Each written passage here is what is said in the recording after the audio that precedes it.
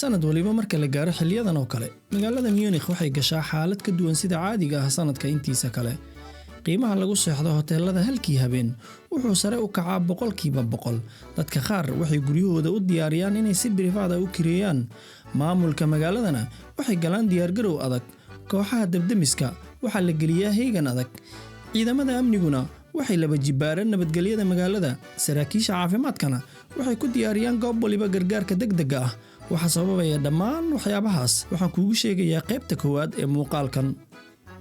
magaalada Munich waxay sanad waliba martigelisaa dabaaldeg feesta dadweyne midka ugu faca weyn dunida sidoo kalena ugu caansan waxaana loo yaqaanaa Oktoberfest sheekada cajiibka waxay tahay walow ay feestadan leedahay magaca Oktober haddana waxay bilaabataa badanaa 20 Sebtembar ayadoona ku eg 4 ama 5 Oktoobar taasoo ka dhigan badanaa inay tahay 6 iyo 10 maalmood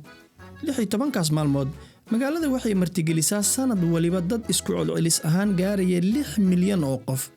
هاي لح oo gadaal laga raaciyay 6 eber